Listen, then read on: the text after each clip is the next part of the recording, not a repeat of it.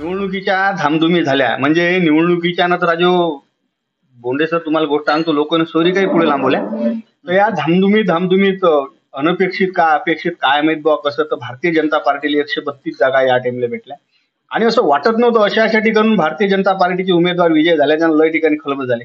तर माझ्यासोबत राज्यसभा खासदार सन्माननीय बोंडे सर आहेत. बोंडे सर ते ईव्हीएम मशीन हॅक केलती का बा तुम्ही? ज्याला नाचता येत नाही त्याला अंगण वाकडं वाटते. हा हा त्या काँग्रेसवाल्याला आता दुसरं काही राहिलं नाही. लोकसभेमध्ये म्हणे संविधान बदलवते, आरक्षण बंद होते. आता हारल्यानंतर काय बोंबलाव, ईव्हीएम हॅक केलं आणि तिकडे झारखंडमध्ये ते सांगते की लोकशाहीचा विजय झाला. तिकडे तेलंगणामध्ये सरकार आलं त्यांचं तेव्हा लोकशाहीचा विजय झाला. कर्नाटकमध्ये सरकार आलं तर लोकशाहीचा विजय झाला.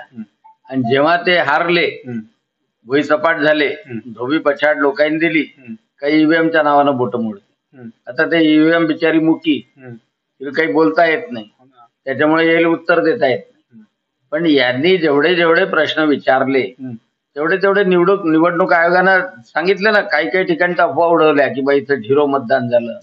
निवडणूक आयोगानं सांगितलं 1000 मतदान झालं. म्हणजे व्हॉट्सअपवर काय खोटं सांगतील की हे सांगणार नाही का लोकांचा विश्वास आमच्यावर उडाला. महिलांनी सगळे मत देवेंद्र भाऊला दिले, देवा भाऊ दिले, हे कधी बोलणार नाही. आणि त्याच्यामुळं ईव्हीएम हॅक झालं नाही, यायचं डोकं हॅक झालं. अरे बापा रे, डोकं हॅक होते म्हटलं आजकाल. अरे लय जणांचे डोके हॅक झाले आणि काल जसा लागला की नाही भाऊ लोक सुचून नाही राहिलं ना. बरं नेतेला सुचून नाही राहिलं, कार्यकर्ते बम कोमात गेले. तर आपली हॉटेल अनिल एक भेट झाली होती साऱ्यात पहिले. तर त्या ठिकाणी तुम्ही सांगितलं की प्रवीणकडे आपला 100% स्ट्राईक रेट राहील आणि तो 100% स्ट्राईक रेट म्हणजे तुम्ही जे बोलले ते खरं गोट झाली. आता तर निवडणूक झाली, कोणत्या प्रकारची रणनीती अमरावती जिल्ह्यासाठी तुम्ही वापरली?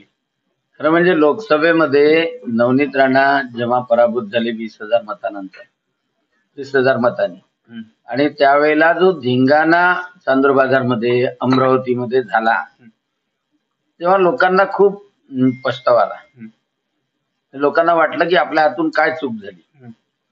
आणि तेव्हापासून लोकांनी ठरवलं आणि कार्यकर्त्यांनी तो बिलकुल ताकदीनं ठरवलं की बा नाही आता यावेळेला चूकच नाही करायची, मोठ्या ताकदीनं कामाला लागायचं. म्हणजे बूथ लेवलचा कार्यकर्ता असो, म्हणजे आता तुम्हाला सांगतो दर्यापुरात जर भारतीय जनता पक्षाने दिली असती ती आली असती, 100% आली असती आणि मोठ्या ताकदीनं आली असती. आणि त्याच्यामुळे कार्यकर्ता कामाला लागला, नेते कामाला लागले आणि त्याच्यात वीज बिल माफ झालं शेतकऱ्याचं, शेतकऱ्याच्या खात्यात पैसे गेले, गारपिटीचे पैसे गेले. महत्वाचं म्हणजे सगळ्या लाडक्या बहिणी जे 1500 रुपये महिना, 7,500 रुपये गेले दिवाळीच्या वेळेला, ते भाऊबीजच्या वेळेला. आणि त्याच्यामुळं सगळ्यांनी ताकदीनं ठरवलं की नाही या वेळेला देवाभाऊला मुख्यमंत्री करायचं आणि त्याच्यासाठी भारतीय जनता पक्षाला ताकदीने निवडून द्यायचं. आणि म्हणून निवडून दिलं. आम्ही निवडणुकीच्या प्रचारात जेव्हा फिरत होतो तेव्हा असं दिसत होतं. म्हणजे तुम्हाला माहित आहे अचलपूरला योगीजी आले होते, वरुडला अमितजी शहा आले, नंतर इकडे तिवसाला योगीजी आले, मोहनजी यादव आले. मोहनजी यादव आले, 7,000-7,500 8,000 लोक तिथं. आणि त्याच्याच नंतर 2 तासानंतर बच्चू कडू सभा होती तर 1,500 लोक येत होते. आणि त्याच्यामुळे लोकांचा ज्या पद्धतीनं उत्साहानं येत होते. आणि निवडणुकीच्या दिवशी तर पाहिलं ना, लोकसभेमध्ये पूर्ण रांगा लागल्या होत्या बुरखेवाल्याच्या.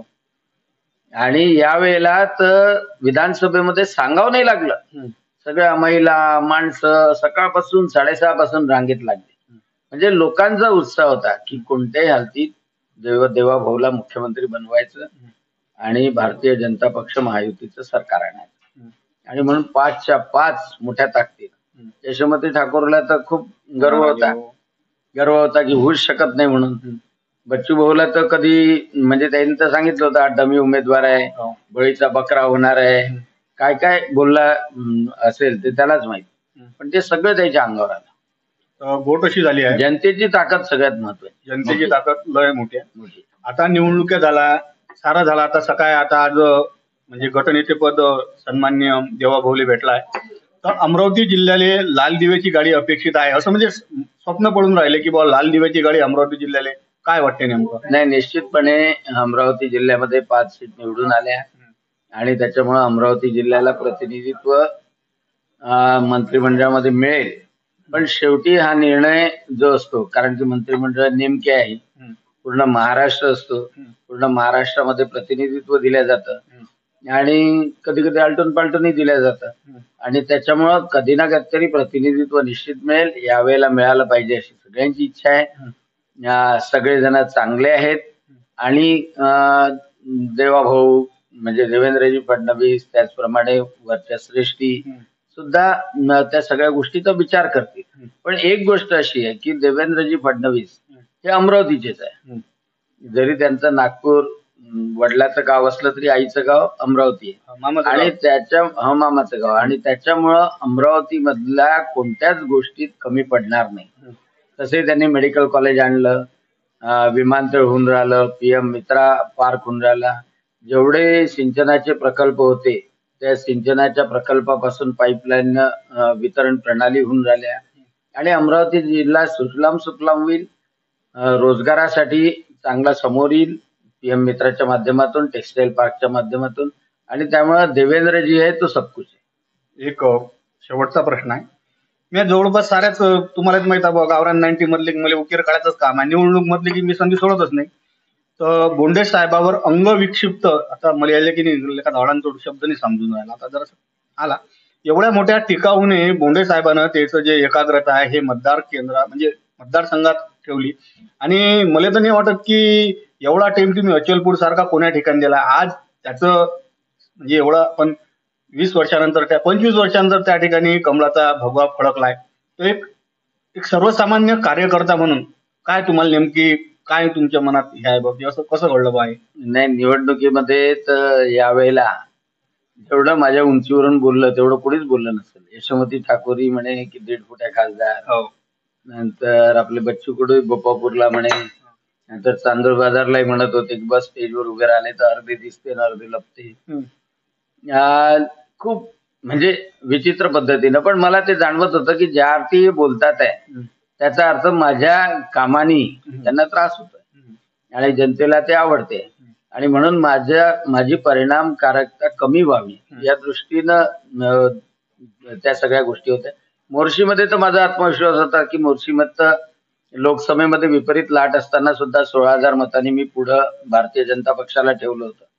त्याच्यामुळे कमीत कमी 40,000च्या पुढे लीड जाईल हे मोर्शीचं तर मला माहित होतं. कोणी उमेदवार तिथे दिला तरी जे कार्यकर्त्याचं संघटन आणि माझ्यावर प्रेम करणारे लोक, भारतीय जनता पक्षावर प्रेम करणारे लोक, त्याची खात्री होती. मेळघाटची खात्री होती, कारण मेळघाटमध्ये नवनीत राणांना अगोदरच लोकसभेमध्ये लीड होता.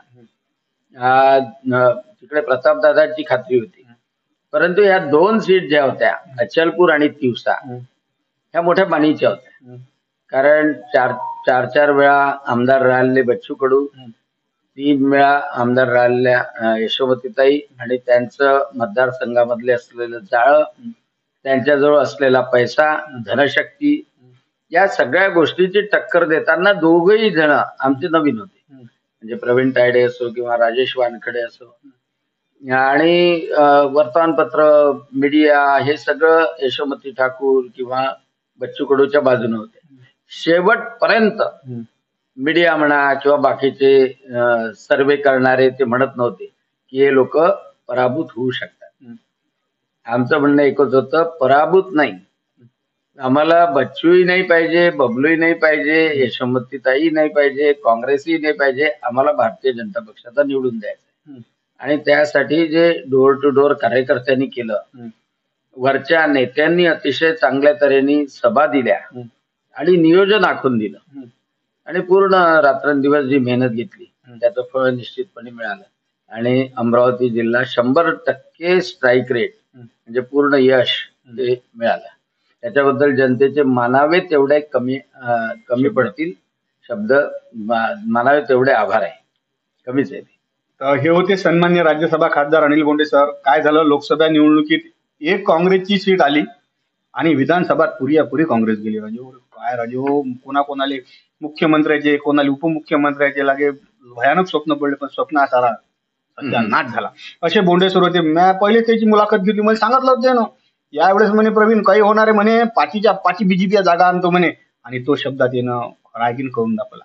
सन्माननीय बोंडे साहेबाची खरोखर यावेळेस जी मेहनत दिसली, बाबा खूप खूप धन्यवाद.